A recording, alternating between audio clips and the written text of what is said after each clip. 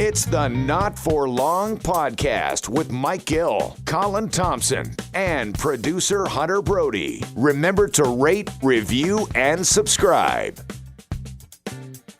What's going on, everybody? It is another edition of the Not For Long Sports Podcast. Of course, you're hanging out. Mike Gill, Colin Thompson. Our producer is Hunter Brody. He's got the Brody look with the hat on backwards. Hunter, what's going on? Of course, Colin, he's got the I just got drafted look. And I'm hanging out in my office with the West Virginia helmet behind my head. So we got a cool topic we're going to dive into today. We'll get to that in just a second. Boys, what's up? Hunter? Not Take much. Off, yeah, no, not much. Just, another day in the life of Broad. Scream on YouTube for a couple videos about the Sixers starting and the Flyers reaction. How about Elaine Vigneault switching up the lines to get the boys going? Oh, how about that? That definitely gets everyone going. So, just another day screaming on the tube and getting emotional. Ask you about that. So is that customary in hockey? Like Farabee's out there skating all by himself. Is that like, I've never really seen that before. Is that like customary that they send like the rookie out there? Does he know he's going out by himself? Yeah, at this point when it's your first game, everyone knows that, you're going around for that lap. All right. Seems a little lonely. You don't like that? You're not a big fan of that move? Or? Well, okay. I just didn't realize it. Like, I could understand if he was like this epic prospect, maybe. Is he on that level where it's like, okay, he's that level? Yeah, I would say he's definitely on that level. But it doesn't matter even if you're a fourth liner, you're still getting that. I've never seen that. It's like a rite of passage. To me, like I'm all for like that sort of tradition in sports, especially where it gets weaned out more and more because now you're told since a kid, like, you're the great one, you're the best, you're going to be the best, you play the best. Then you get to this other level. And I listened to a hockey podcast and they're like, there's not that many veterans on teams anymore. So you lose a lot of the tradition, the off-ice tradition, the off-field tradition. And it's the same with the NFL. The league gets younger and younger. There's not a lot going on outside the locker room. But so if you can keep the tradition like that, make the kid do a lap by himself or two, I love it. I like it. I figured I would have seen this before. Like, there has to be a player. Mike, it's just like you're coming in the dugout after you hit your first home run and no one celebrates with you. I was just going to say the same thing. Or if it's your first MLB game and everyone stays back in the dugout and you play center field and you take the field first, you know what I mean?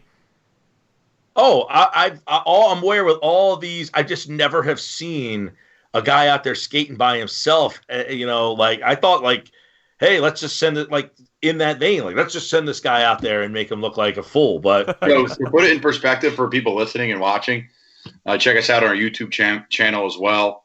Not For Long podcast. If you're listening and want to see what we're up to, we're on Skype doing this interview. But to put in perspective, what happened was there was a Flyers rookie, and really any rookie or guy who's coming to play his first NHL game. The league kind of like the players kind of pump fake him, act like they're going to run out on the ice with him, but the guy knows he's going out there by himself. He does 2 or 3 laps, take a couple shots on an empty net, and then the entire team comes out and joins him. It's kind of a rite of passage thing. So that's what we're talking about. Gotcha. Yeah. No, I mean, I don't know. I guess. Heck, I've seen a ton of hockey games. I've never seen that happen before. Well, here's the thing. How many times are you watching a game specifically where there is one rookie in his first ever NHL game? It's so rare for that to happen, and they wouldn't just show warm-ups unless that was actually happening, No, what happens if there's multiple, like on opening night and 2 rookies make the team? Do the 2 skate together? Yes, they do. Now, Hunter, did you ever take a lap? Were you ever part of that tradition or no? No, because even in college, it was just everyone kind of went out there. It's more of just like the NHL thing. Cool. All right. Well, good for Farabee, right? Yeah, I'm a fan of him. He's got it over with. Flyers won last night. NBA season opener tonight. Anybody? Now, okay, I'll ask you guys because I'm a big NBA guy, okay? But you got World Series tonight. And you got NBA. So if you got a World Series game up against a regular season Jamoke NBA game, where are you going? It's not even a question. It's not even. I'm already recording the baseball game. I mean, why we do this interview, the pregame, everything. I want to watch everything. I want to feel it. I want to feel the fans. As a kid growing up in Philadelphia, and that's when the Phillies were kind of in their prime, at least in my age, at 25 years old. When I was in high school, they won it. So, no, it's not even a question. Baseball. What about you, Hunter? See, I think I'm at the point now where I will have the World Series game on the TV, but I will have my MacBook on my lap watching some basketball as well, because I just need that fix, you know? Got to. Yeah, I need that fix. It's tarnished a little tonight with Kawhi out of Toronto and Zion hurt. You got Toronto, New Orleans to kick off the season, and the Lakers-Clippers are the late game tonight. It's like Lonzo Ball and JJ Redick versus Siakam and Kyle Lowry. That's you know what I'm saying? Like there's not that much flair. If they were both healthy and both with the team, it's way different situation. All right, so let me get your guys' take real fast. I'm not a Zion hater, but I don't think he's going to be like this transcendent, like change the franchise player. Rhodes? Well, I mean, it's tough to be that, right? The expectations are so high, so it's tough. It's kind of like, for example, the Eagles. We went in with the Super Bowl winning type season, right? And so if we don't get there and say we lose in the wild card game or the division game, well, you looked so down upon it because the expectations were so high. It's very similar to that with Zion Williamson. So unless he becomes the next LeBron, I guess people will say it's underwhelming. I guess I lean towards you. Yeah, he's going to be a good player in this league, but I don't know if he's going to touch that LeBron status. I'm going like 18-10. Yeah, which I think is very good. I think that's a perennial all-star. He's going to be an all-star because of what he does above the rim too. That's what people want to see. But I don't think there's many people like LeBron, like a Kobe, like an MJ. They come around every 10 years. Magic, Bird. I mean, you can count them on two hands maybe. So. Sure, he's a transcendent talent. If he can shoot a jumper and put up 35 points a night, then he becomes that. But I mean, he was averaging a ton of points in preseason, which again, you take it for what it's worth. But I do think he actually will be above just an all-star, and he'll be an all-star starter. He's got that type of ability. I think he's going to score at that year 3. If he's going to be over 25, 26 points a game, he's that dominant. Plays above the rim. He plays the game the right way. Hopefully the problem is what position is he? I don't think that matters because it's positionless sport anyways now. True, that is true. I just think he's in an awkward size. Awkward size and weight. Yeah, but so Steph Curry. Yeah, fair. Touche. However, Steph Curry is arguably the greatest shooter ever. I don't think Zion's on that level. He'll be one of the better dunkers of all time. Well, yeah, here's the difference. At Duke, he's dunking on you. In the NBA, he's dunking on legits. No question, and I'm all for that. But in transition game, especially with Lonzo, who's a pretty good transition player, it's gonna be interesting to see what they do down there. If they get transition game going with JJ Redick in the corner, which we saw in Philly a lot, it's gonna be fun. If he misses 6 to 8 weeks, though, there's no way they still make the playoffs. It's just too much ground to make up and too good of a conference. And real quick. The NBA odds, say that it's Zion versus the field for Rookie of the Year. He might miss 6 to 8 weeks, so is it better to take the field? Absolutely. Not even a question. I would have took the field to begin with because it's kind of like what's the kid in Atlanta? Trae Young. Like, come out of nowhere. Some kid starts knocking threes down, all of a sudden you got a legitimate competition for Rookie of the Year. So I would take the field even before the season. I love Michael Porter Jr. plus 2,000. Get it. Make it. I know you can't, Colin, but Hunter. No, I'm out of that. Do something. All right. I don't know if I trust you. This is the Not For Long podcast. Why is it not for long? Because all of us at one point played sports, and some of us still do, and we matriculate our way into working in sports, and that's what we want to talk about a lot. Sports stories, working in sports, things that are kind of unique and media-esque, So our first podcast topic is going to be on spring football, AAF, XFL, which is coming up, and Colin Thompson, who you see there with the, a Navy hat? And Navy hat, not the shirt. I'm a Navy guy. I love Annapolis. I love Navy football. My uncle was a fighter pilot in Navy. I'm a huge supporter of Navy, and then obviously played at Temple too. So I'm rocking both tonight. I just came from football practice down in near at Lower Cape May. So, I figured now you get changed. Why not? We're doing this. Yeah, this is man. fun. Do it raw. We'll do it raw. So what we're doing is, this is going to be like an informative opinions, all sorts of stuff. We're going to try to teach people what it's like to work in sports, how you can do it, different things. But Colin just was recently drafted by the Tampa Vipers of the XFL. So he will be playing in the XFL. He played in the AAF for the Birmingham Iron. So we're going to tell the story about that, and that's going to kind of kick us all off. As you already kind of found out how we all got into sports, what we did, how we got here. But now we're going to talk about something that, is very intriguing to me. The collapse of the AAF now morphing into the relaunch of the XFL. Now, Broads, you might have been too young for the original XFL. Colin, I don't know, in 2001, when the original XFL kicked off, yours truly, I watched the first game. I watched it on TV, record-breaking ratings on NBC television. It broke records, most watched television on a Saturday night. They thought they had something here. And then the next week, it had the lowest ratings in the history of a Saturday night. Like, it was horrible, the drop-off. And one of the problems they had was the football. I mean, if we could curse, you want me to curse? It was bleeping horrible. The game was bad. The games were bad. They had bad announcers. They had bad players. They had bad football. I mean, they weren't ready. They threw this horrible product out there just to get it going, and everybody saw that. So it had record-breaking ratings, and then they crashed. And a lot of people thought it was kind of gimmicky the first time. Vince McMahon, he's a promoter of WWE, which I think was WWF at the time. And people were like, kind of skeptical of what you were going to get. Just wasn't good football. So that was kind of the start. And then the ratings crashed, and it just kind of put it to the end line, to the point it was so bad that they canceled it after 1 year. That was Dick Ebersol, whose son Charlie got involved and launched the AAF because he wanted to beat Vince McMahon to the new XFL. So the AAF was launched in a similar fashion. They just kind of rushed it out there. Now, you played in the AAF. The football wasn't bad. The business model was. The football was great. I got there, and I loved it. We were in Legion Field down where the old Auburn, Alabama rivalry game used to be played back in the day before they said it's way too profitable to our little towns of where Auburn and Alabama are located to do it somewhere else.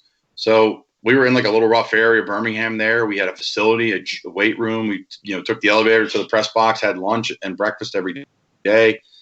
I loved it. It was like a little mini facility. Now, some people around the AAF did not enjoy their experience. They had a lift in like Gold's gyms, public gyms, and they had to order food out for lunch, and it wasn't as good. But we had a good setup in Birmingham. But no, the football was good. To get back to what you said, the refs were good. I liked the design of it. The no special teams aspect, other than punt and punt return, I thought was fantastic. It made the game great. You couldn't kick an extra point either, so you had to go for two every time. So you could really show and showcase the players for the next level. You're in the red zone. You turn the tape on and it's first and goal, or it's, you're in two-point conversion. It looks the same. And the tape is about getting to the NFL. And that's why guys join the league. That's why I got the league, because I want to get back to the NFL. And I got 3 workouts out of it with 3 different teams. And a lot of players did. Up over 200 players did out of the whatever X amount we're in. So I love the football model, and the players were good. And not to fast forward, I think that's why the XFL will also be good, because the players are really good now. There's going to be a gap because instead of retiring last year, people trained to either make it back to the league or play in the AAF, and say they played in the XFL, say they played in the NFL, or say they played in the AAF. They played. Okay, great. I got some workouts out of it. I'm continuing to train. There's still a carrot out there. Maybe the XFL is a possibility. I don't go to the league. Great. I'll go to the XFL. So the pool. You could, by the way, if it had been a business plan that worked, you guys were getting paid enough that you could have made that a career.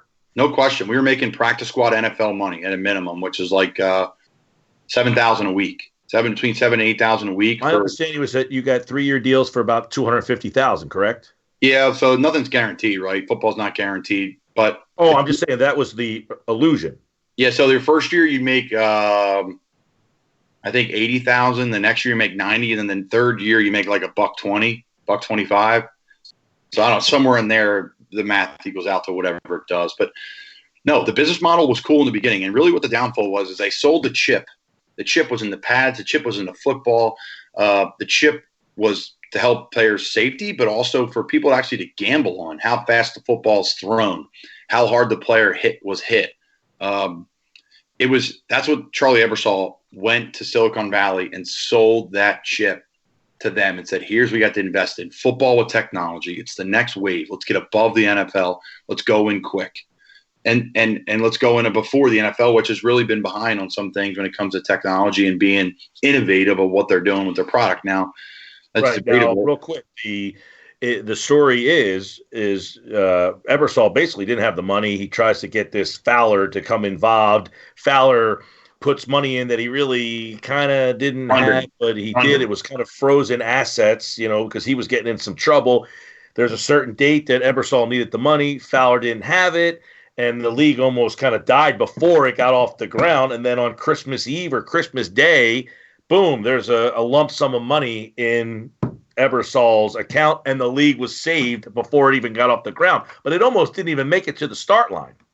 I came back week 2, and that's when the first payments were defaulted. I came into the league week 2 after some tight end injuries, and I was waiting on an NFL possible offseason contract that didn't happen. So I went into the league week 2, and some guys weren't paid yet. But that got the owner of the Carolina Hurricanes, Dundon, wanted to own an NFL team, but I don't think he has the money to do that. So he invested in this league, from what I know. And it really wasn't him that put it under. It was the original investors with fake checks and just a lot of bridges being burned, just dirty business. And like I said, we were taken care of good, and the quality of football was good. Well, and correct me if I'm wrong, see how this affected you. By the way, bro, did you watch any of the games? Were you watching games? Yeah, I was going to wait for an opening here to just ask Colin a question, because the one game I did watch of the AAF, it was one of the opening week games, and I remember there was this huge hit. I mean huge, to the point where in the NFL, it probably would have been a suspension. And I was just going to ask him, when you see that happen, like, how do you feel about the hits being a little bit more lenient in a league like that? I don't mind it, because it's the football we played in college. Football's football. You know what you sign up for. And if you play 100 miles an hour, it happens. Now, the issue with the league is the defensive linemen were really good. And the offensive linemen, 50% of them were not very good. And the offensive line position is so pivotal, guys. We watch on NFL Sundays. You see teams that have bad offensive lines and how just this team's just disheveled. They look horrendous. You can't have a weakness anywhere. The top teams in the NFL all have great offensive line. So what happened was the kid, I think it was San Diego kid, came off the edge, beat the offensive lineman clean, and the quarterback's just sitting there like a dead, he's just waiting to get run over, and then he got ran over. So it's a clean hit. The helmet was to the chest, but he laid him out. I mean, he dropped him on his head essentially. So that's just football. It didn't scare me per se, because I knew that's what you sign up for. Now the NFL, with the pending lawsuits, with player safety being at the forefront, which is awesome. Things are different. Flags are thrown almost on every other play now. The NFL has changed dramatically. It's still a great product, but there's some more stoppages. So that's what they sold on in the AAF, but it wasn't XFL like the old days where we're going to kill people and we're going to roll the ball out for a coin toss and 3 guys compete for it. Whoever comes up with it gets the ball. Well, the first coin toss ever, the guy tore his ACL on that play. Yeah, remember? See, that's not going to happen. And that was the cool part about the AAF. They got rid of kickoffs and kickoff returns. So you're not out there. The way they did kickoffs in the original XFL was they put the ball at the 50, and they had one guy from each team race, and whoever got to the ball first, that was the team that got the ball instead of a kick. Come on. I swear. So it was like a rookie scrum for the damn ball, and the first game of the first season – the 2 guys go, and the guy blows out his ACL trying to get the ball. And it was like, dude, this league is doomed from the get-go. But I wanted to ask you, because this is an interesting conversation and topic, is Dundon comes in. Yep. One of the business things he looked at was, dude, you're paying you got too much luxury for these players. They don't need to be flying first class. They don't need this. They don't need the best hotels. He wanted to cut everything back significantly. He was like, look, you're running at. We didn't have any of that, by the way. We had none of that. But continue. Well, I was going to say, did he cut stuff back? Did you never have it? Because he was like, dude, you're essentially you're giving these guys top of the line. And Ebersol was really like, no, we need to treat our player like they need massages, they need first class, they need the best hotels. They wanted to run it like an NFL experience for the players because they thought that would make the best players. And Dundon was essentially like, dude, you're running the player operations at 150 million. I don't know what the number was, but we need to get that down to 50 million. If you can cut that down to 50, we've got a business model here. And Ebersol refused. Well, we flew private. I mean, you have to. When you fly with that many people, I mean, you're moving your whole entire organization across the country to play a football game. Your strength coaches, your athletic trainers, everything you need to go. You're moving them across the country to play a football game. That's a lot of seats. You can't fly public. You have all your equipment. It's just unheard of to do that at that level of football. Do we have first-class amenities? No, by no means. By no means. We were very lucky in Birmingham because it was cheap living. We had no roommate. But everyone else had a roommate to live with for 4 or 5 months. I mean, these are people who are married. These are people that have significant others. These are people that have kids, and they have a roommate in a small hotel room in San Diego or in wherever they are. So it wasn't first-class amenities. I think he was sheckling out upwards of $10 million a week to make the league run, over $1 million a team. That's the one bad part about being a single owner.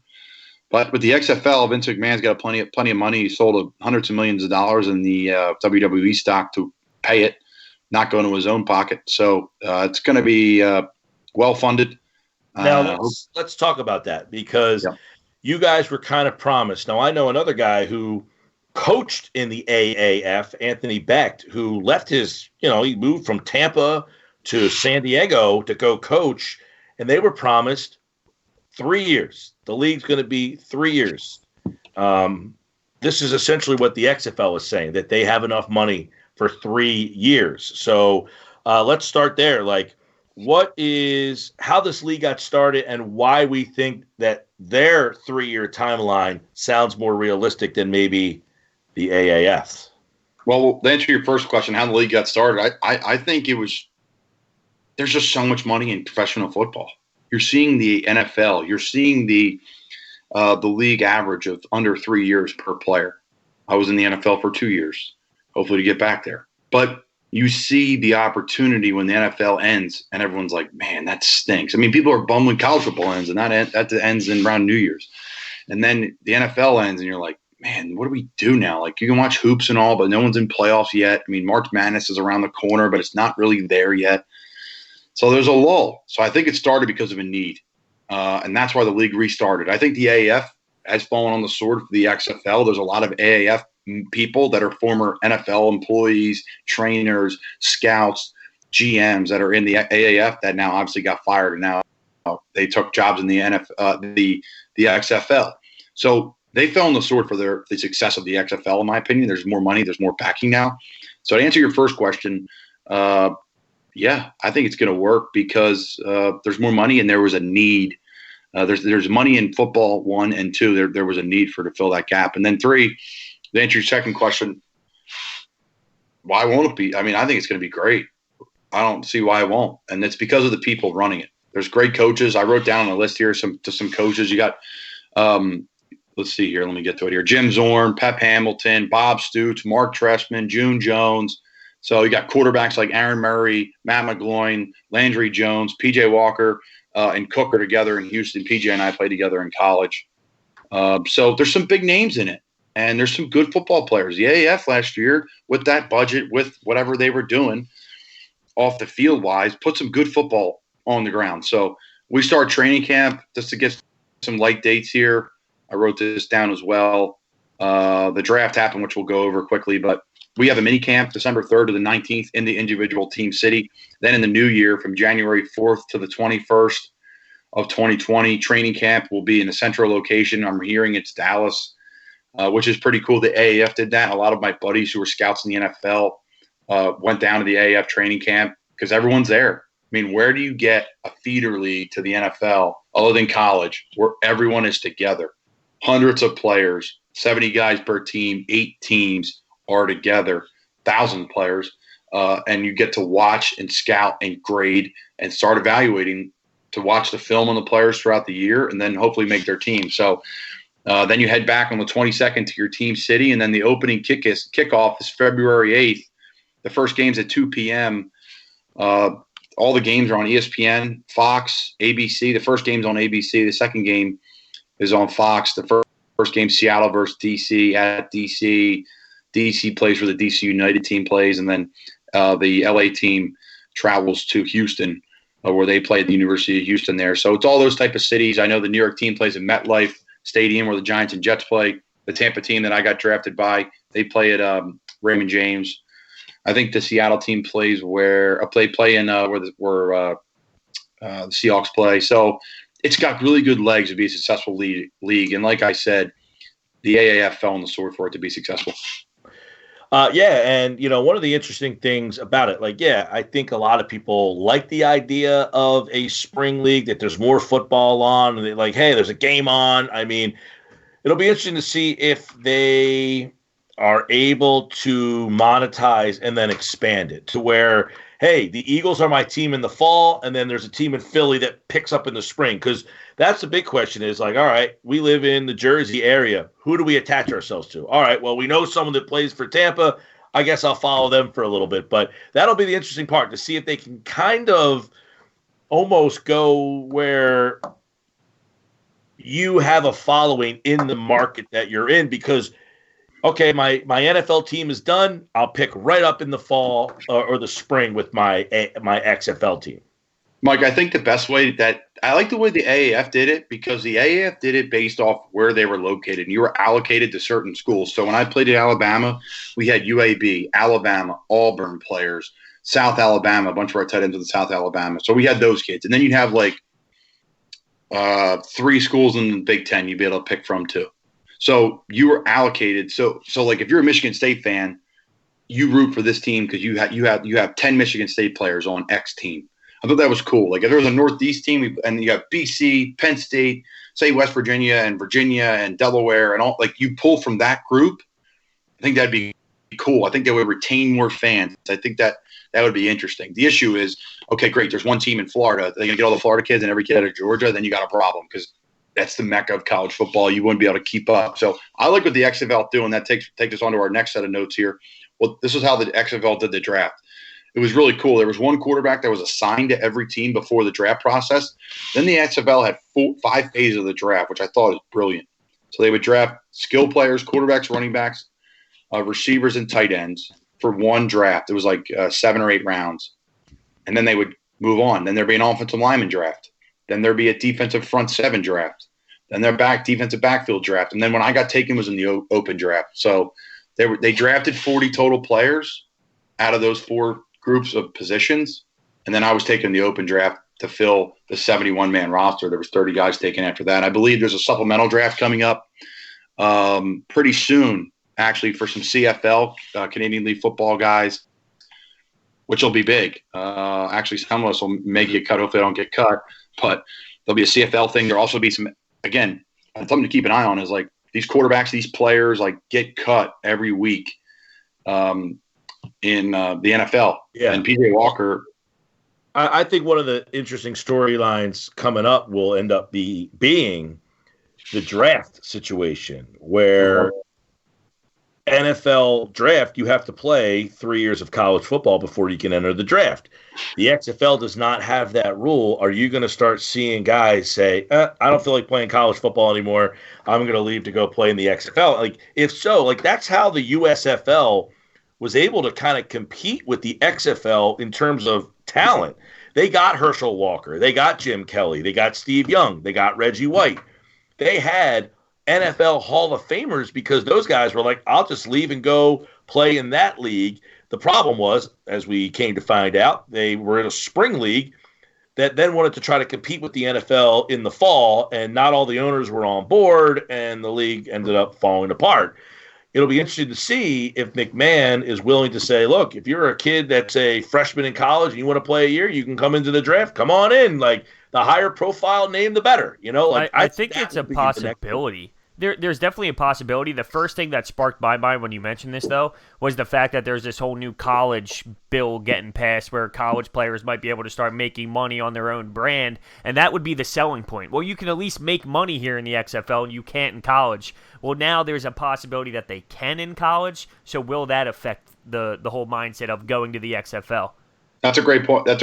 And we're working on getting an interview here for the second half of this podcast with some pretty cool people to talk about that NCAA fair pay to play, a topic that's going to be attached to this podcast as well, something that near and dear to my heart. I played at two universities, University of Florida and at Temple, and just been a part of that business side of college football. Obviously the NFL too, so that's something we're looking forward to. But no, it's a great point. I don't see why you wouldn't leave if you're, Trevor Lawrence and you agree to a contract on the side with the XFL for, $40 million guaranteed. You play 2 years, you put the $40 million away, and you live your life, and then you go on to the NFL after. If you play well, you sign a huge contract. I mean, if you want to bet in the AAF, there were contract restrictions. You had to make only X amount. The XFL, I don't know though. I mean, that's what it was. But if you have some pull, I bet you could make more. Like Johnny Manziel played in the AAF. Did he get like a special contract? No. But I don't think Johnny had any leverage. Like if you had leverage. If you have leverage like these kids have, these kids coming out will have a ton of leverage. I mean, just a ton.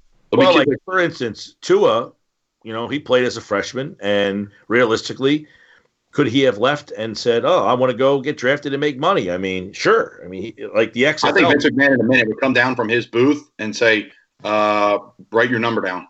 Yep, I agree, because it would sell so much if someone like that were to come. You would spend as much money as you possibly could to get him there.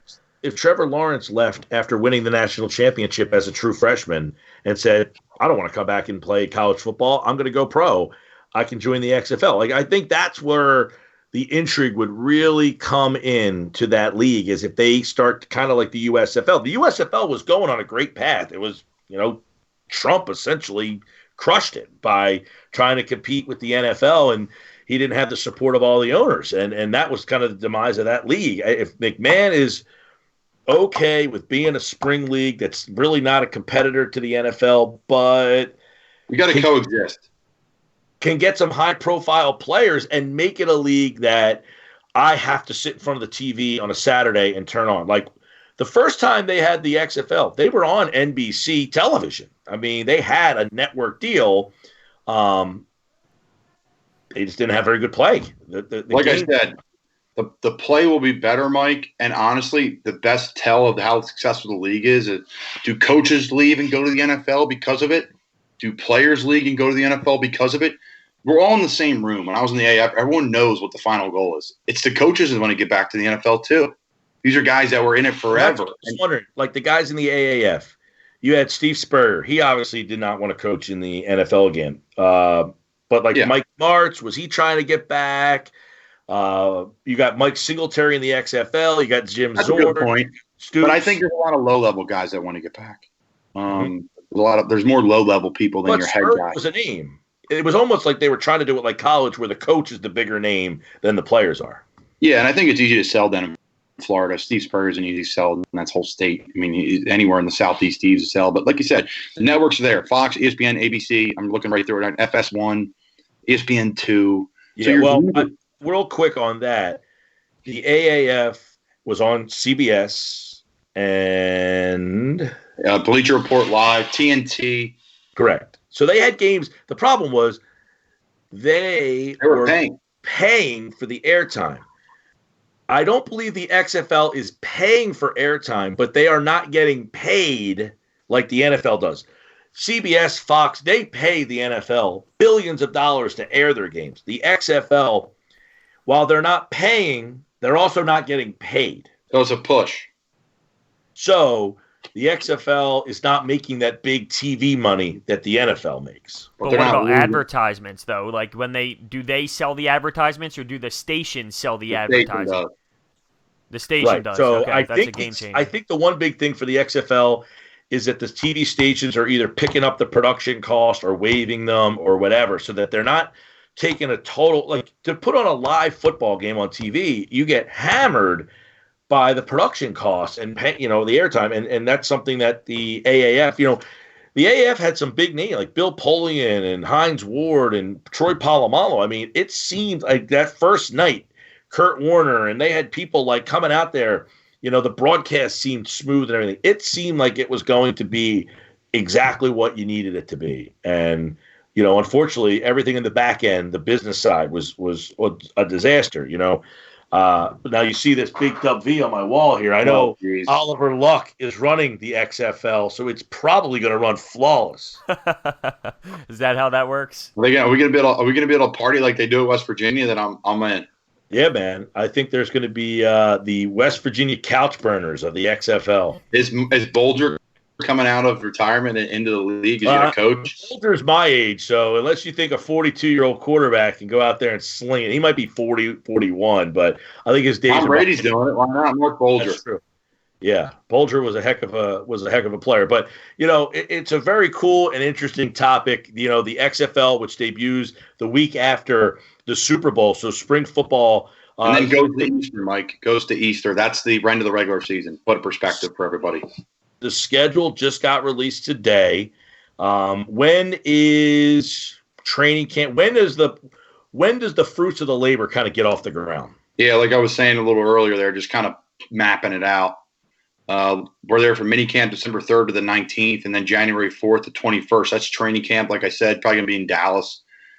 Then you start February 8th, opening kickoff. It's a Saturday right up to the Super Bowl, which will be perfect. And then championship games April 26th, but the regular season ends on Easter Sunday.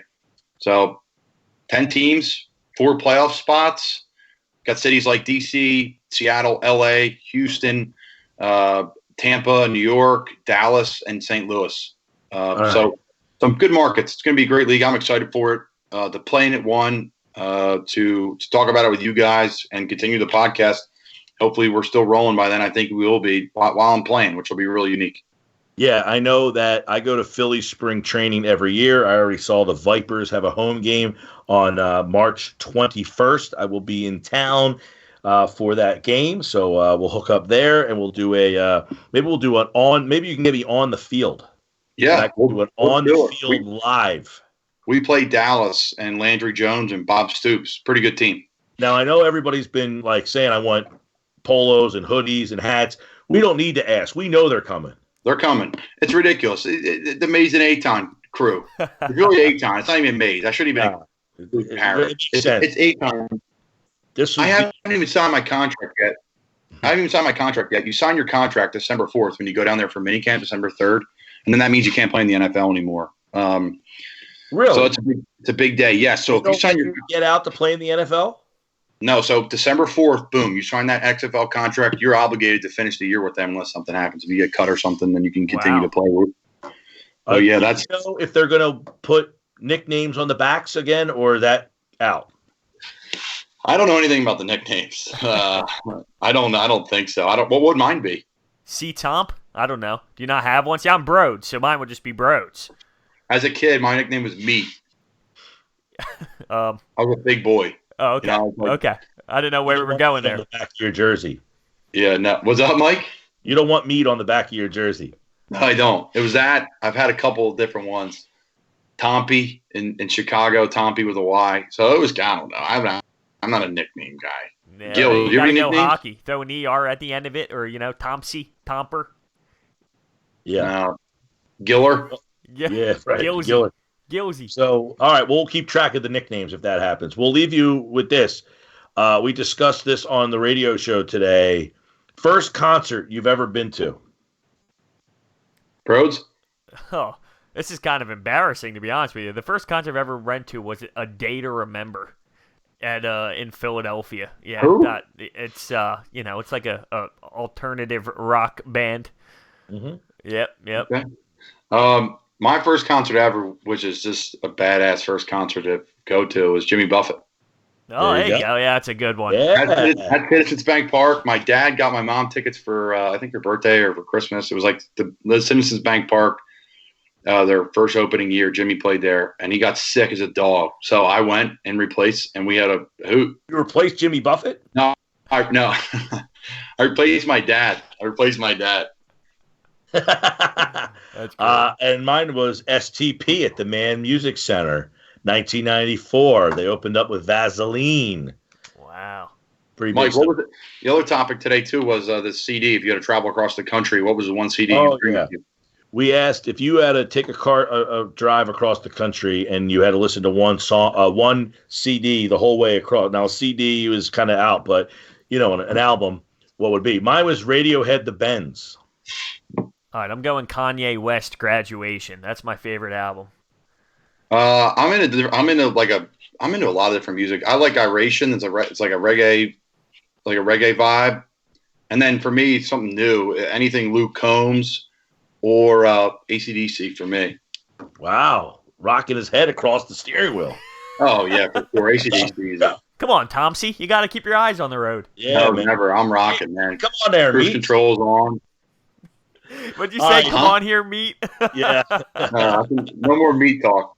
It's time to kick it to our interview. Yes, we're going to get you our first interview on the Not For Long Sports Podcast, and hopefully you enjoy some of the stuff. You're going to get the chance to kind of get our personalities, and we'll throw random questions like that in at the end of podcasts, and just have a good old time. But XFL, AAF, we'll have a lot of insight on that, the spring football. But a lot of stuff we want to talk about, it ties into working in sports and different stories that come from working in sports and how we view it from our sports backgrounds and stuff like that. We're going to have topics coming up like pay for play.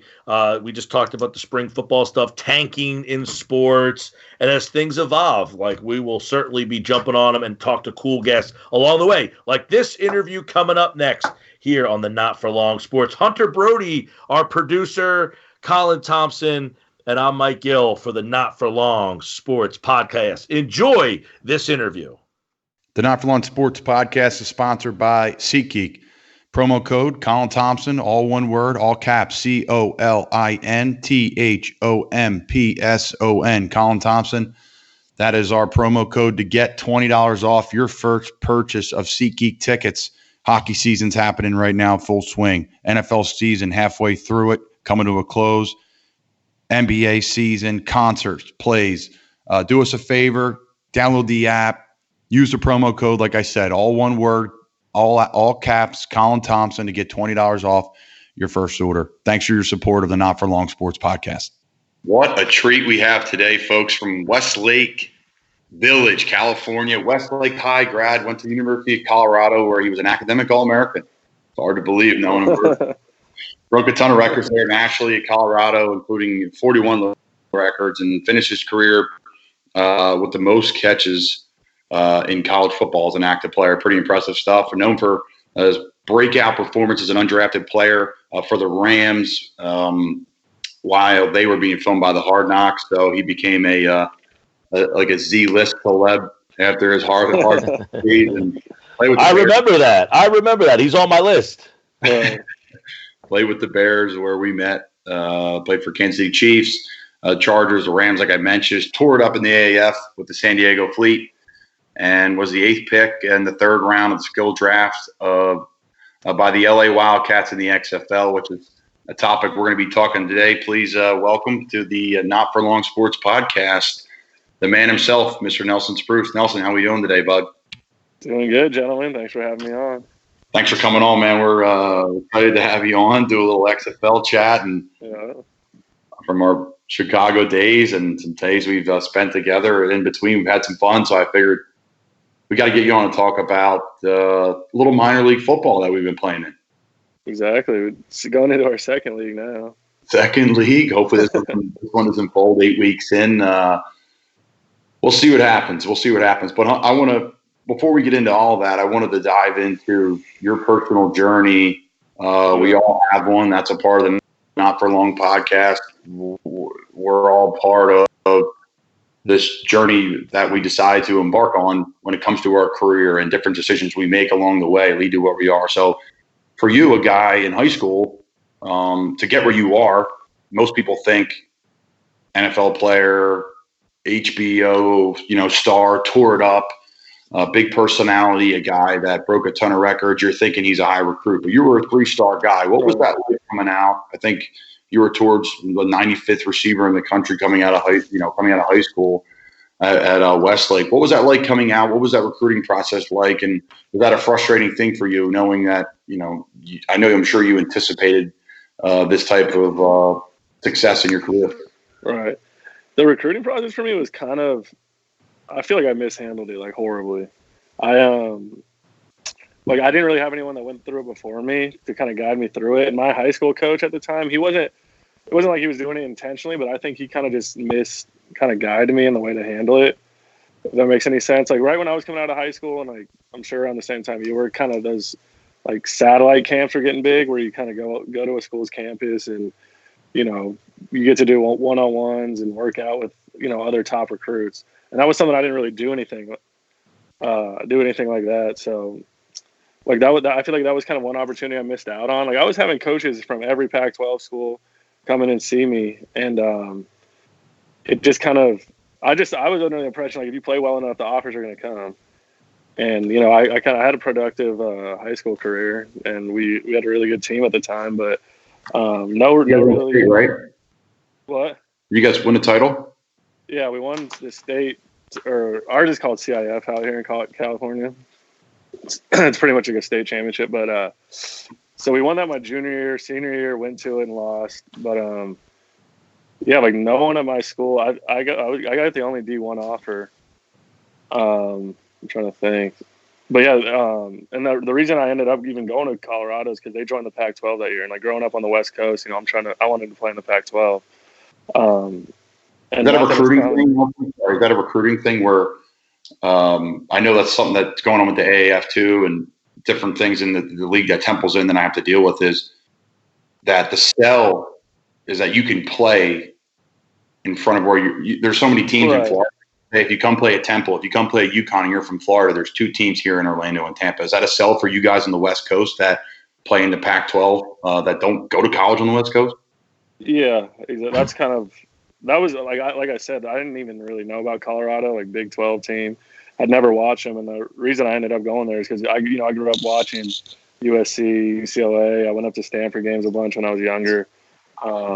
And when those offers didn't come and Colorado was there kind of towards the end of the process, I jumped on that quick. But yeah, that was, really the reason I ended up there. Yeah, that's interesting because, I went to WVU, and at the time we were in the Big East. I didn't play at WVU, but at the time we were in the Big East, and we used to get a lot of kids from Florida because it was like, hey, we play Miami, we play South Florida. And if you remember, Rutgers was pretty good for a while because they were in the Big East, and Shiano was going down and getting all those kids. It's amazing that the 3rd and 2nd star recruits in Florida, and I'm sure in California, are, they go to schools that the big schools in the state are like, go someplace else. And the guys like you thrive. You get lost because there's so much talent out there. These guys from Rutgers or from Florida were going to Rutgers. They actually had some good teams. WVU's always competitive. They get these like guys that get overlooked in like the bigger states. It sounds like that's something that happened to you. Yeah, a little bit. And I kind of think at the same time, like looking back on it, I don't know. You never really know, like in the moment, how things are turning out. But looking back on it, I think it was the best thing that happened for me because, I was talking to UCLA or schools like that, the big kind of nationwide perennial powerhouse programs, USC. And I kind of think like if I ended up at a school like that, like you were saying, they have so much depth. They got so many 4 and 5 stars that they bring in that shit. I might not have played till my senior year.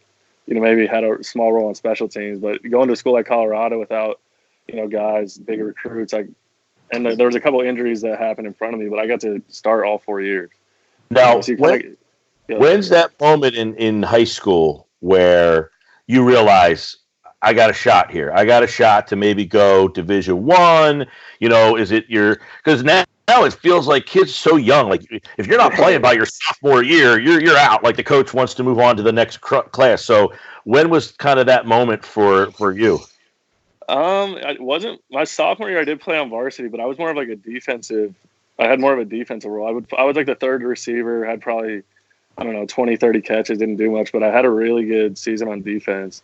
And then going into my junior year, all the receivers that were ahead of me left, so I was kind of step into a number 1 role, and I had a huge season that year production wise, and that's when I like schools started coming talking to you, and that's when it kind of gets real when you're like, oh, the University of Washington receiver coach is coming, and then Oregon's coming the next week, and you're like, all right, like, I mean, you dream about it, you know, you plan for it all that time, but then it, you know, finally starts to become real. Yeah, it's funny. I can relate to what you said about, you know, going to one of the bigger schools in the depth. When I was at Florida, you were a huge recruit.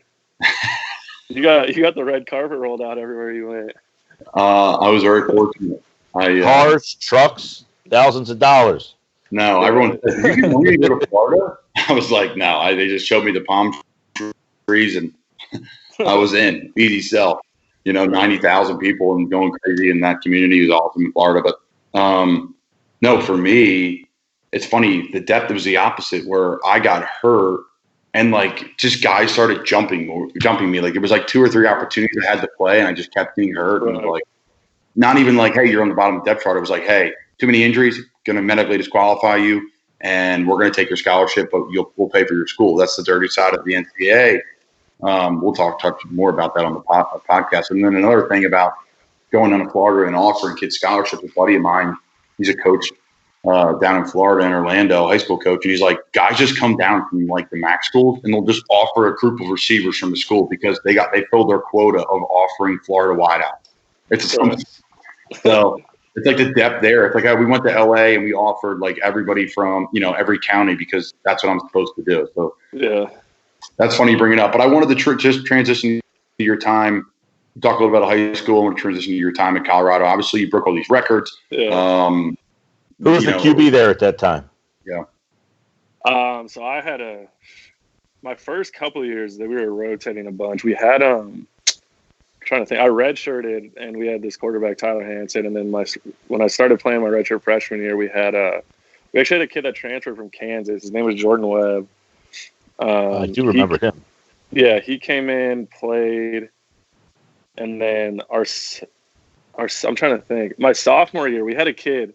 This is a crazy story because we were struggling at the time, and I remember I think going into my redshirt sophomore year, we had like this quarterback that was looking to transfer. His name was Connor Wood, and he was a class before me coming out of high school, and he was like huge recruit, number 2 quarterback in the nation. But he was leaving Texas. He originally went to Texas, and he was choosing between us and LSU, and like for some reason he chose us. And we're thinking like, you know, guy's gonna be our savior, and kind of be the guy to turn us around. And he ended up playing a few games for us, but just like couldn't put it together. So he was the quarterback the first few games of my redshirt sophomore year, and then we had this kid, Stefan Lufau, come in, who was a freshman at the time.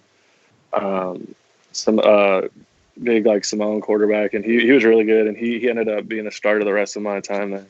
So that's who I spent most of my time with. But it was kind of it took a while to kind of get a quarterback that could get some consistency in there. What was it like, being far away from home? Was that something you would adjust to, or that was something that you were fine with? Yeah, it wasn't even really something I thought about, honestly. Like, and the good thing about Colorado is like they call it the University of California at Boulder. Like, so many kids from this area end up going there. Like my area, Orange County. So it was a really easy transition for me in that aspect. And even like the snow part, I'd never even seen snow until I got out there. So that was one thing that all my California friends would ask me about. But I don't know, Boulder's a really like awesome place. I'm going back there in a couple weeks. But it was I mean, aside from the football, like if I just had to go to school somewhere, that was great. Yeah, talk to us. Maybe a funny story if you got one that's, you know, PG rated or something about off the field there. What would be a game day experience or something where you can take people into what Boulder's like, you know, and if it's too bad, we can discuss it and we can remove it from the podcast. All right. So I had one friend. I don't know if you guys ever heard of like drinking when you drink at altitude. Can it be centered around alcohol? I don't know. Yeah, fine. Yeah. All right. I'm a WVU grad, man. Come on. Right. Yeah, that's all you guys do. No. I guess we had some fun in Chicago. I guess do you know about that on the West Coast? Is WVU, does it travel the amount of partying there? Yeah, they're a known party school. All right, there we go. Top 5, number 1, man. That's all right. Let's keep it moving. On the Buffalo. All right, so it was. I'm trying to think what year this was. Going into my redshirt sophomore year or something. One of my first years there, and I had a friend that was playing football at a junior college back home, and he was like thinking about transferring out to a 4-year, and so he came and visits me. He came and visit me the weekend of the spring game, our spring game, and he comes out, have the spring game, and then our spring game's over, so that's kind of like the end of spring practices. So we're all gonna go out that night, and like we start pregame a little bit at the house. I'm like, yo, by the way, when you're drinking up here at altitude, just kind of like take it easy because it kind of creeps up on you a little bit. So he's like, yeah, whatever. So like I'm watching him out throughout the night, and I'm like, dude, you better take it easy. I keep like reminding him, take it easy. And like at one point we leave our house and we go to this bar. I see him putting them back still. I'm like, dude, I'm telling you, take it easy. And like 15 minutes goes by and I don't see him. I don't see him at all. And I walk outside the bar. Like he's never been to Boulder before, so I got to make sure I kind of keep my eye on him. And I'm like walking outside the bar, like looking around, like, damn, where is this guy? Some guy like comes running out of an alley, like, hey, is this your friend? And I go out there. I'm like, please God, don't be him. I won't use his name, but I just see him kind of slumped over in the alleyway. And like before I can even react and like get him out of there, the guy that originally found him is like, I'm a junior EMT in training. The paramedics are already on the way. Don't worry about it. And these ambulances come like blaring up to the front of the bar, come and get him, like pick him up, stretcher him off, and he's getting like lifted into the ambulance. Like lifted in the ambulance right in front of the bar. It's this big scene. And I got to go pick him up from the drunk tank in the morning. But that was kind of like his welcome to Boulder moment. And like that's just one thing like I always think of like whenever I think about like partying at Boulder, I guess. Is that a thing on game day? Like, because I remember our time in Florida, it's so hot, especially in August when kids come back to school. Everyone's boozing or they're out the night before and they're coming to a noon game and got people will drop in the stands all the time. Boozer, is that a thing? The altitude there, that they remind people like, hey, you're visiting this campus, or it's kind of like, hey, don't be stupid, you're in Colorado, you should know that. Right. I think we didn't have people dropping like that, so I don't think that was an issue. It was just more in the moment, like it'll just creep up on you. I don't know, it's a weird sensation. Is there a game when you're at Colorado that stands out to you the most, that maybe it's a game you lost but it was an awesome dogfight, maybe you played at home or something, the game, I guess the most important game to you at your time there in Colorado? One that we had that was, we did end up losing, but it was down to the wire. We were playing at Cal. And that was like a game for me personally. I had 19 catches, which was a Pac-12 record. And then the game, like it was just an offensive shootout. Like we had no defense. Cal had no defense. Our quarterback threw for like 6 touchdowns. Jared Goff was the quarterback at the time, threw for, I think, 7. And that was a record, like most combined touchdown passes. And ended up going into double overtime. But we lost, like on a blown play by the running back. But it's cool now because I'm like, I came to be friends with Jared at the Rams, so we would talk about that game. And but yeah, that was just like your like quintessential like Pac-12 shootout, this air raid offense. Now, it says that you have set or tied 43 school or conference records. Do you think you could name them? No shot. There's so many. They gave me the list like at my, like after your senior year, your like exit press conference, and they gave me a list of them. Some of them are like most catches in a third quarter, like most. I don't know. Just like some of these are a little off the chart. Like most catches, like by the 7-minute mark of this quarter, it's. I don't know. I mean, I'll take as many as I can get, but some of them are just kind of. So, transition then to your college career's over, which, I think this is the fascinating part for where people's careers go, because now the job. Now you're practicing every day and, you're playing with people who have families and it's like practice is over. What do we do? What's that transition like when you're an undrafted guy and now you're with the Rams? Yeah, that's the one kind of difference between like college football and, well, I mean, there's many, but like one that kind of stood out to me right away is like in college, everyone's in the same situation. Like you're all going to school, you're all in the same age group. Like you get to the NFL and there's dudes, like you said, with families, like 35-year-old guys with kids that are living such a different life, and they have so many different experiences. So like, yeah, when you get kind of thrown into that and you're kind of just like a young kid, like like now, like you said, it is a job, and like you kind of there's like that certain expectation of professionalism. It's something you do. I mean, I feel like I was pretty prepared for it, but you kind of see like the way different people handle it. Yeah, it was a change for me because I was shell shocked in a way. I always knew football as, of course, the work on the field, but it was such a social camaraderie type thing. You're just always together. You live together. You eat together. You go out together. You have holidays together. Most times you're not home for Christmas because of bowl games. My senior year at Temple, we were all in D.C. together eating food on Christmas morning. Right. And then, everyone's going to be at each other's weddings. Like, it's just kind of how it always is. It's just like a rite of passage in college sports, college athletics.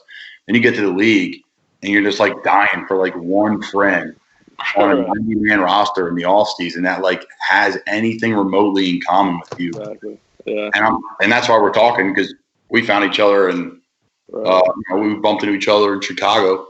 And I don't want to jump ahead of the Chicago stuff. We'll get to that in a bit here. I want to talk about your time in LA with the Rams, and what was that like, and that undrafted process. How did that happen? Were there other teams involved with you getting undrafted at the time? Yeah, so that part was stressful for me. I thought, like, given my college production and kind of the way things were leading up to the draft, that I was like pretty sure I was going to get taken. Obviously like a late round, like 6th, 7th round, whatever. And the Rams were the one team that was, like, throughout the whole process was showing me the most interest. I went to the combine. I did, like, the informal interviews, but the only team that brought me in for a formal interview was the Rams. So I was, like, sure they were going to take me with one of their last draft picks. That didn't end up happening, and there were a few teams in the mix that were calling up for free agency, but the Rams were kind of there the whole time, and they were willing to offer, a lot more for me. So I ended up going there, and, like, that's the year they're moving to LA. They're in the practice facilities are in Thousand Oaks, my hometown. So it's like you couldn't write a better story. I'm living at my parents' house, like we're like going through OTAs, like kind of just living the dream. And like they like I said, I was undrafted, and you kind of know how that goes. Like there's a pecking order between like the drafted guys, and they're going to get more of an opportunity. But I feel like I don't know. They were giving me like a lot of opportunities early, which later on in my career, as I bounced around, I realized, like, as an undrafted guy, like this isn't necessarily an opportunity that most guys get. So I had a good OTAs, had a good preseason like training camp, and then got into preseason. That's like all the hard knock stuff that you guys have seen. And then first preseason game at the Coliseum. Like 100,000 people. It's the Rams' first game back in LA in 20 years.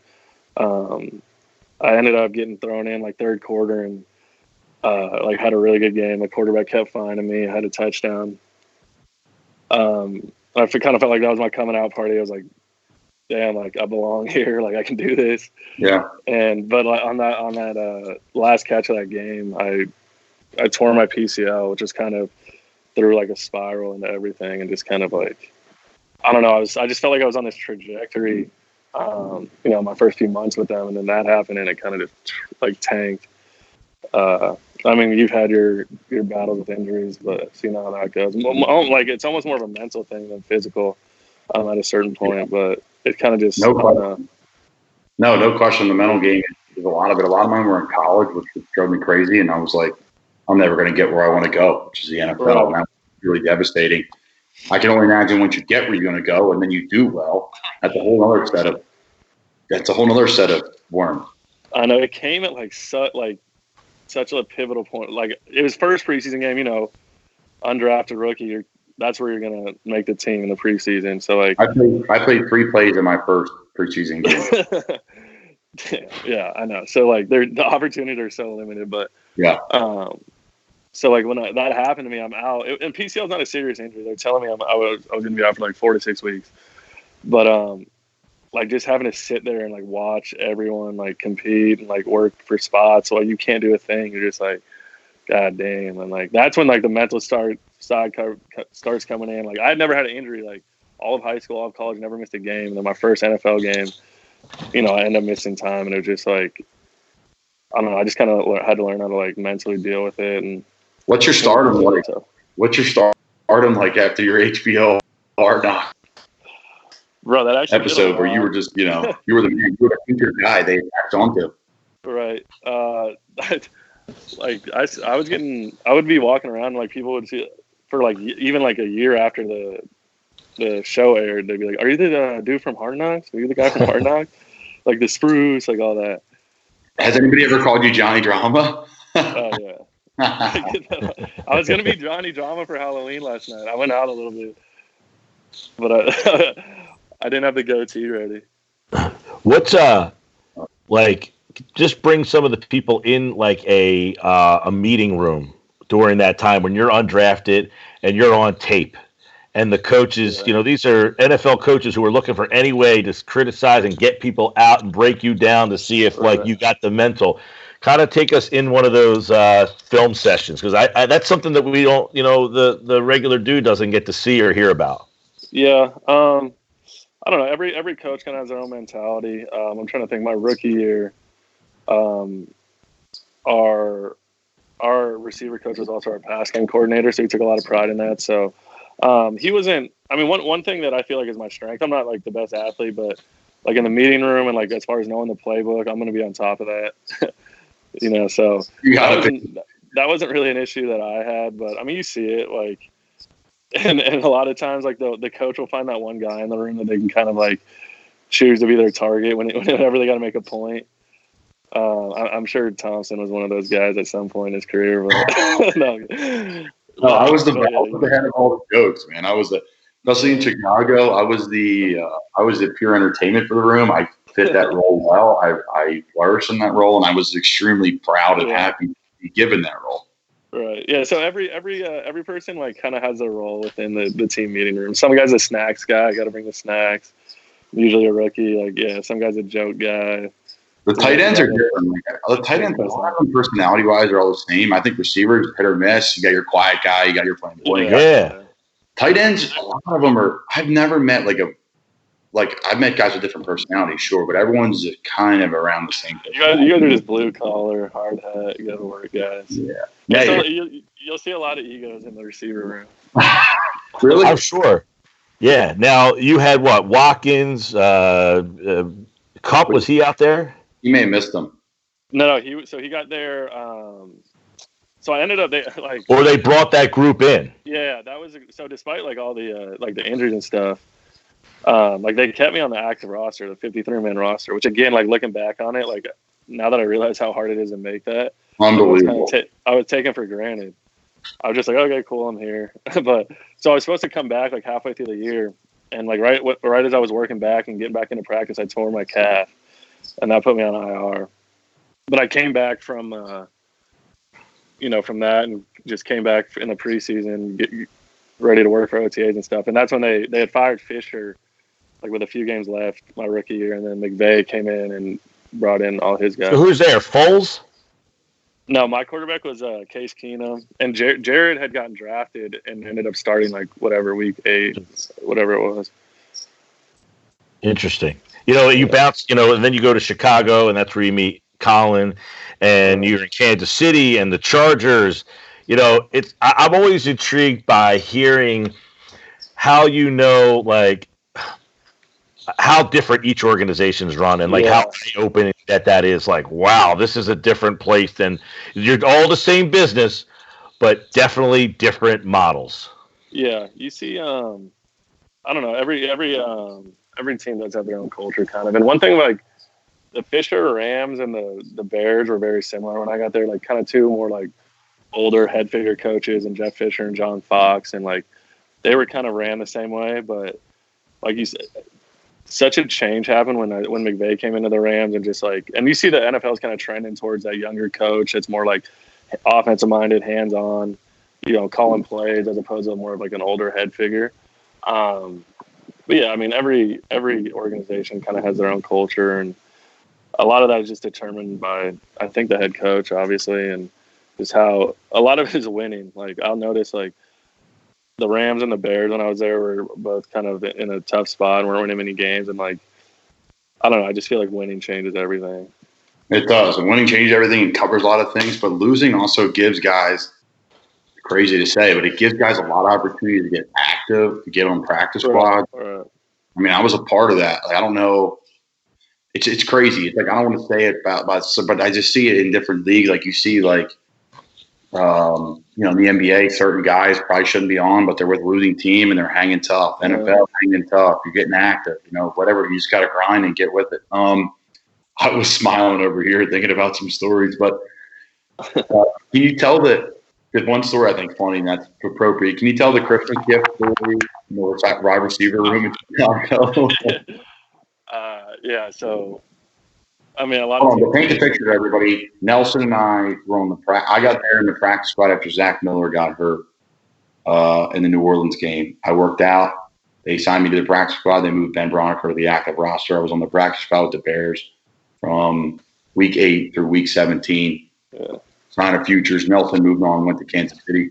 But that's kind of where we were together. John Fox last year. Yeah. Yeah, so I got into there like a couple weeks before you did. And like towards, obviously December, Christmas time comes around. And it's like, I think it's pretty customary. Every team does like their own like gift. Every position group has their own gift exchange. And I forget what we decided, like our minimum was like $300 or something. So like, I go out and get my gift for my guy, and the dude that I get, his name's Josh Bellamy. He's kind of just been like a special teamer, but he also is like one of those like big personalities. Like I think he's a rapper, like just does like a lot of that type of stuff. And he comes in and like brings out a wad of like, had to be like 10 grand and just like slaps it to me. I'm like, are you serious? And he's like, no, give me that back. But then he just like give me like 300 cash or whatever it was. But I was blown away, man. He told me that story. Like, yeah, he just like the whole meeting, like I had like 10 grand just sitting on my lap. And he's like 10, 15 minutes and the meeting's over. He walks out. So no, there's so many good stories from Chicago. We'll hit on a couple fun ones right before we let you go. Again, we're here with Nelson Spruce, current XFL receiver. We'll keep it moving. Obviously, Chiefs, you've tried out for several different NFL organizations. Yeah. But I want to talk about, and what the point of this podcast is this new minor league football that you and I got to play in. We won. The Birmingham Iron won in San Diego, which was awesome. Yeah. Nick Novak, guy who's the all-time leading scorer in the San Diego Chargers franchise history, the Chargers franchise history. He kicks a game winner in the stadium where he lives 5 minutes down the road. Talk about the AAF. I know everyone's got the horror stories. And Nelson was one of the top receivers throughout the entire league, consistently throughout the entire year. Talk about the AAF. Talk about what it did for you with your, football brand, and then maybe a couple things off the field, a couple thoughts.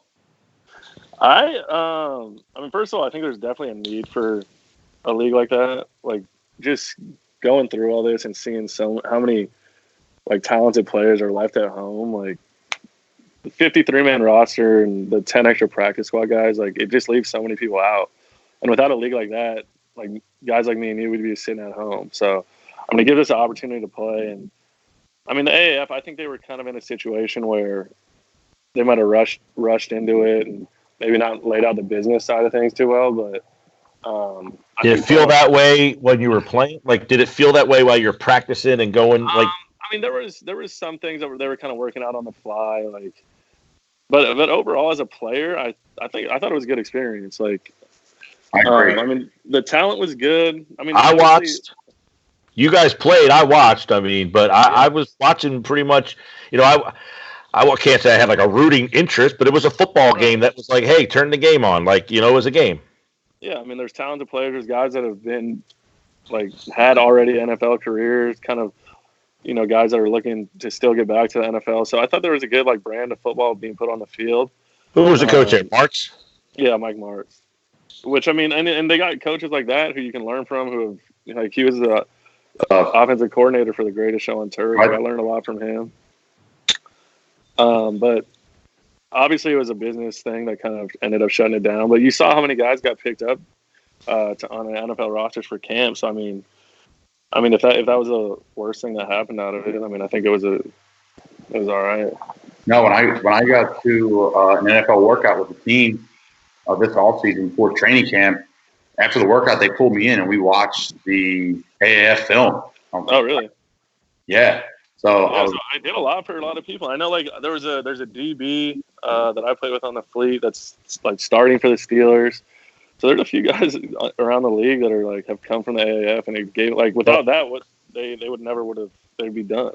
Well, we joked it with the beginning about how I'm probably the only one that watched the original XFL, and both you guys are going to be there. I remember watching it, but a lot of guys got into the NFL because of that. I mean, heck, Tommy Maddox won the XFL championship. That was the starting quarterback for the Steelers. I mean, there was a ton of guys who got jobs because of that. So the need is certainly there for to give you guys another way to get on tape is, I think, a great point. And that's why I think this XFL is going to be very intriguing. The first time around, it was way different than what Oliver Luck, a WVU guy, by the way.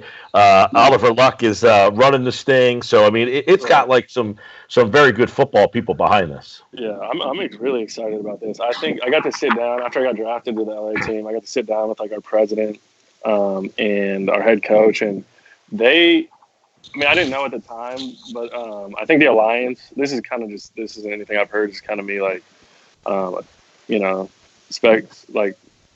a few things, but spitballing. But I think the Alliance kind of knew the XFL was coming out, so they were kind of rushing to market and trying to just figure it out as they went. But the XFL, like talking to our president, they got like a real plan, step forward to make this like a standalone league and kind of, make it something that's going to last. And then they wanted to make it clear, like it's not going to be what it was back in the day. Like it's not going to be gimmicky. It's going to be like a real brand of football.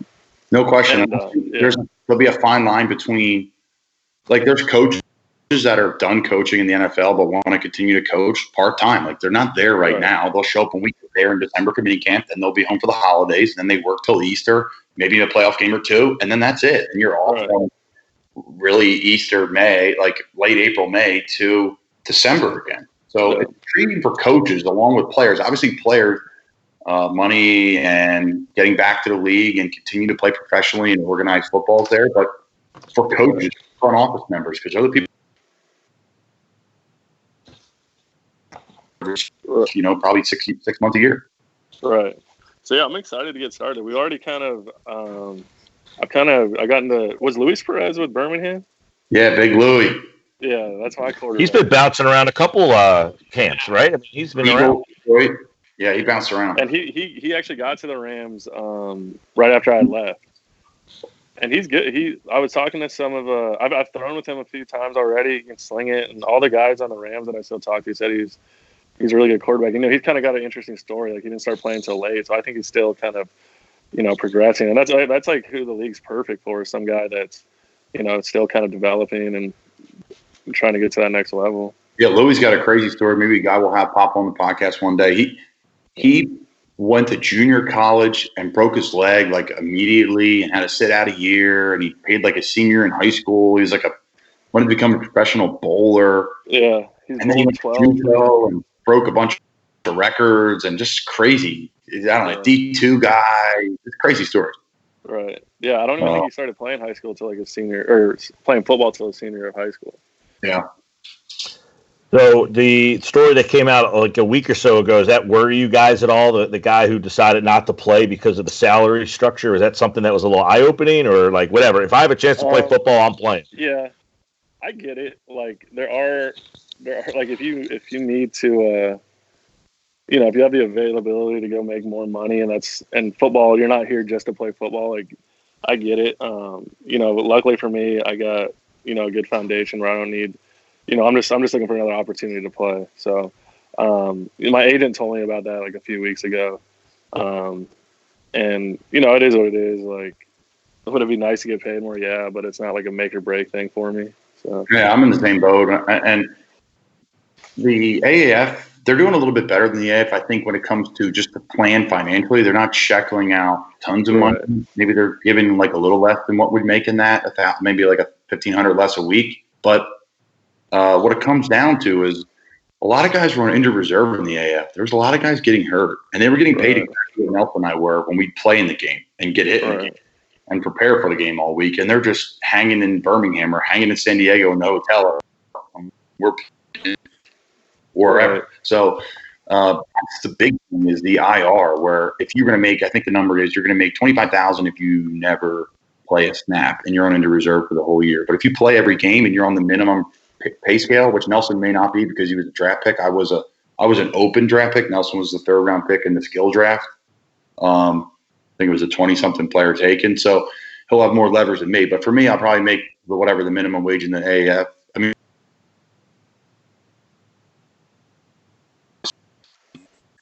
at a minimum, if you're active.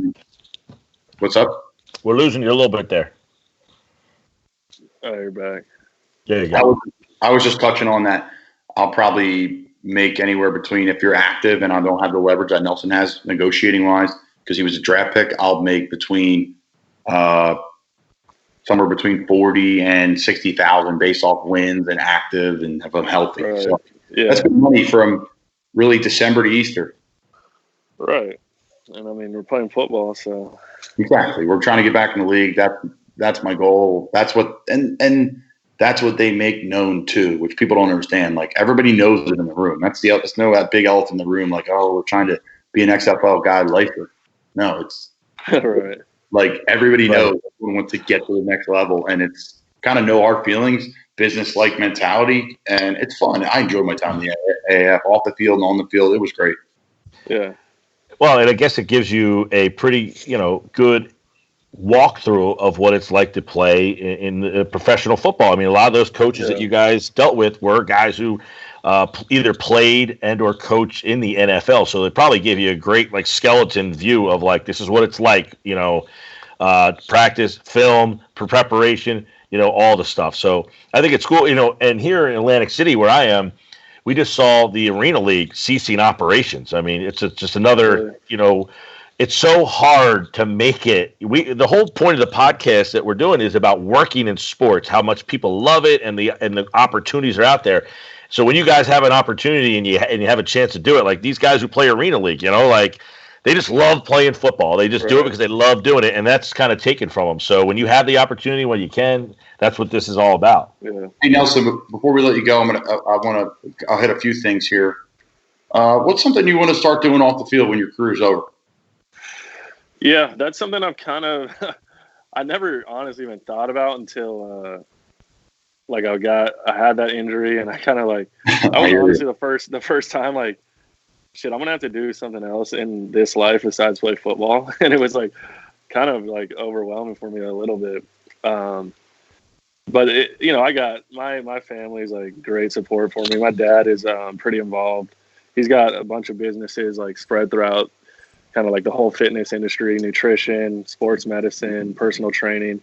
So in my off time when I'm not training right now, I'm kind of doing just different stuff in there, just learning, and it's all centered around performance and sports, which is good for me. So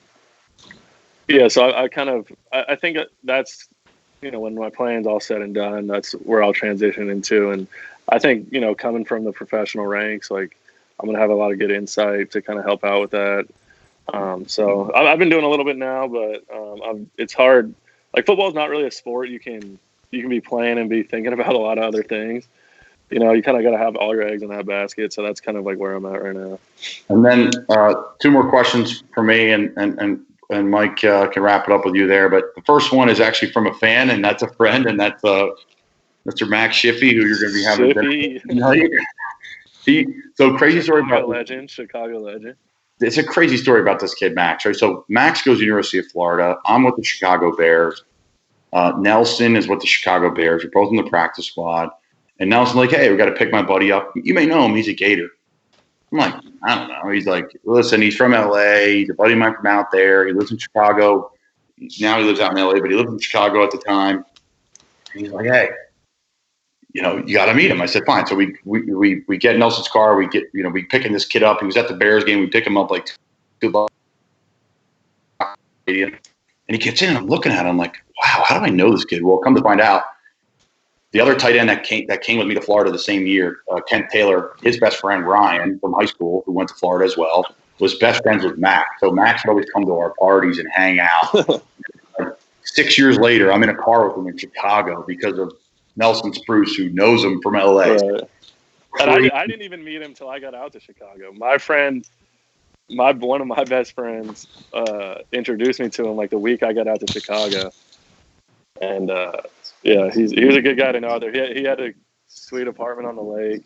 Yeah, he knew all the best food spots. So I tell people all the time, like, first off, Chicago is an unbelievable city, and I got to see it because from a local guy, which is just can't beat that. But he wants to know: have you ever felt greater defeat than when Shiffy dreamed a $400 break your heart on 18 2 days ago? Wow. Yeah. So we were smoking. I was playing. It was me and my roommate Tyler Higbee, who plays tight end for the Rams. They're on their bye week against Shiffy and Blake Bortles. And me and Higbee are smoking, and we're up like 200 going into the 18th, and they press it double or nothing, and Shiffy has to make this putt to win the hole, and he buries it, ice in his veins, $400 flip. I was pissed. All right, one last story for me, and then Mike will wrap it up with anything he's got. But again, Nelson Spruce, thanks for coming on, man. But crazy, I'm going to tell this Christmas story from Chicago. Yeah.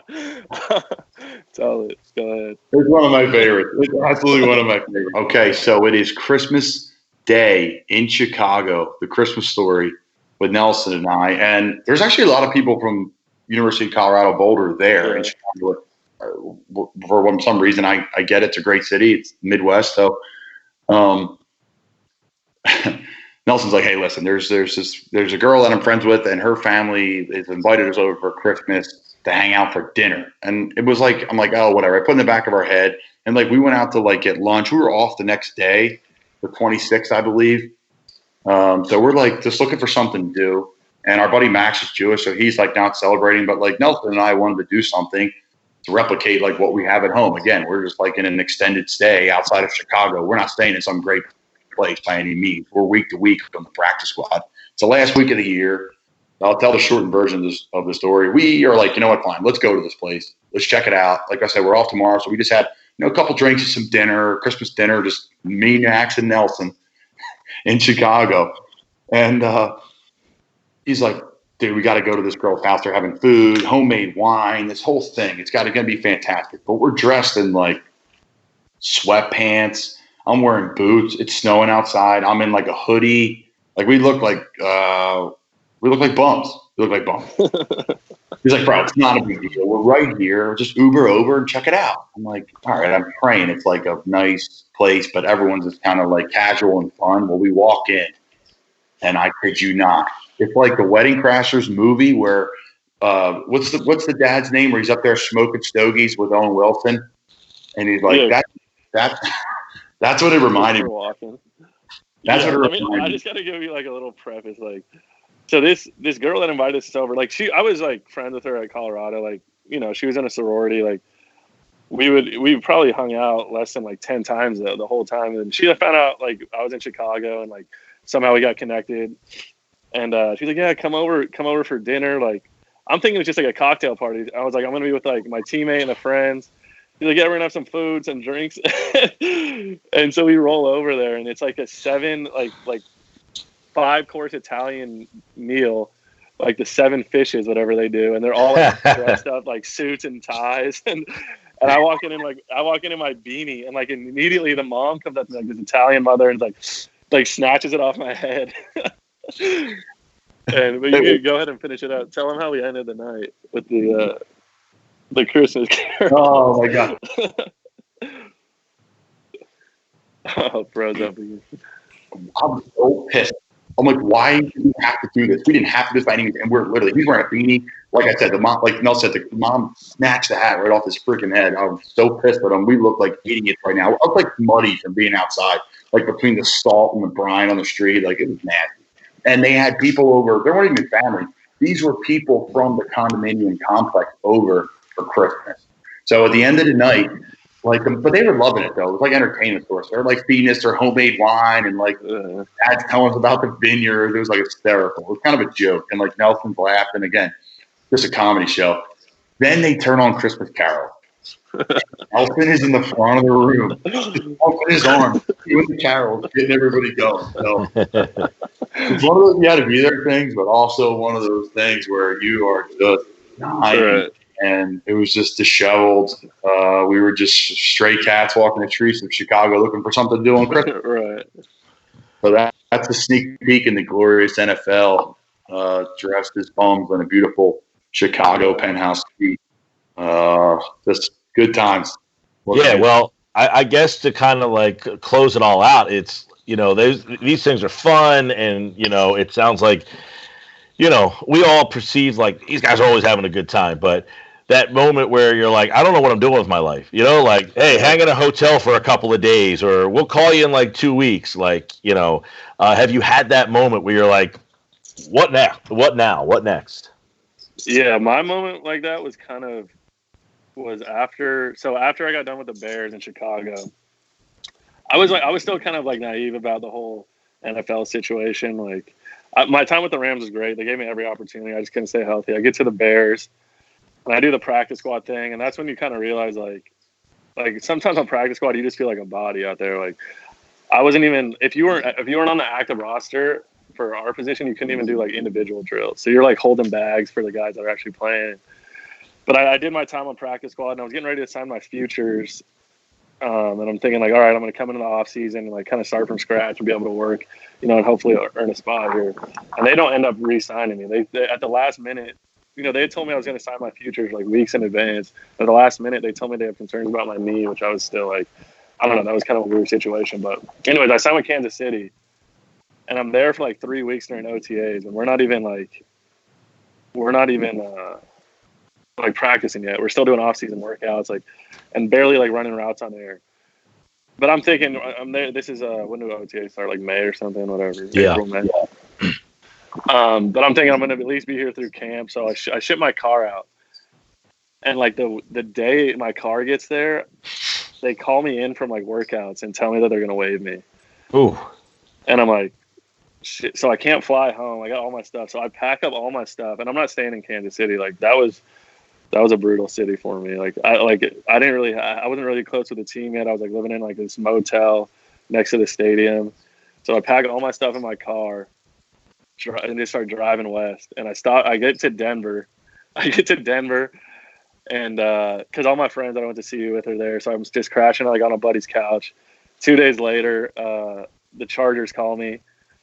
And I still got my car with me. So I drive from Denver to the Chargers facility to do my workout. And I'm just like, so like this whole time I'm driving cross country, I'm like with all my like belongings in the car, like thinking, damn, wow. this is the NFL, huh?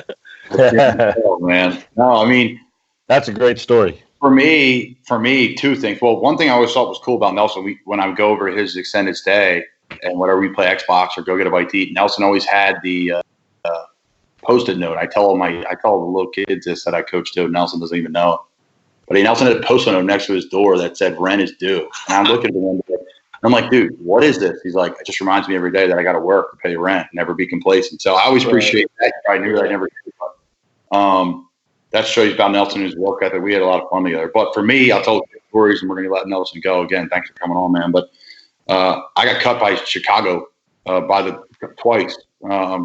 The John Fox year, I got cut 24 hours. Nelson and I are in a lift. Remember that? Nelson and I are in a lift. And he's like, dude, there's 11 guys in this lift right now, and there's 10 guys in the practice squad. He's like, bro, someone's going to get cut out of our group. I'm like, oh, man, it's not going to be me. Like, maybe it is me. I don't know. Let me just get through this lift and focus. I go walking in the locker room. Boom, here comes the Grim Reaper walking right at me. I'm like, you got to be shitting me. I'm getting cut. So I get cut by John, and John Fox like, Colin, like, it's not you, man. It's all good. It's going to be 24 hours. Don't worry about it. We'll bring you back. Or we may not bring you back, but we think we're going to bring you back. It's not you. So I'm sitting in my hotel room, and I'm just like, I went and closed the lease out. I'm like, because it's like a week-to-week lease. I'm like, just close it this week, and I'll pay next week and pay an extra charge if I get re-signed. Well, I ended up getting re-signed. Everything's okay. So that's my one story. And then that was miserable. That was the Robbie Gold game when he kicked 5 field goals and beat the beat the Bears 15-14, I believe, or 15-0. It was a bad day. Bobby Gold, former Bears kicker. And then my second one was I get cut by the Bears for 5 preseason games, and just like the toughest thing I ever went through in my life was that training camp. Matt Nagy's first year, it was awesome. I battled, was healthy, only tight end to make it through every game and every practice. I was extremely proud of myself. I thought I was going to make the practice squad. I didn't make it. It's pouring rain outside the Bears facility. I have 3 trash bags in my hand, one over my shoulder, and it's just getting dumpy on me. And I'm not even hustling. There, pack the car nice and neat, nice and tight. I go to the hotel, get my one bag, and I just start driving. I drove 13 hours straight through, stopped for gas once in Pittsburgh, went to the bathroom a couple times, stopped, and got to Cape May in 13 hours straight through, man, just on adrenaline and Burger King. And just cried on the drive. I laughed on the drive. I made 100 phone calls. So it's tough, man. It's the grind, and you know what it's like. So, but Nelson Spruce, what a legend. Out there living that Cali life. Say hi to Max for me, and we really appreciate you joining the Not for Long Sports podcast, brother. Yeah, thank you, man. Fun. It was fun. Talked about some good things.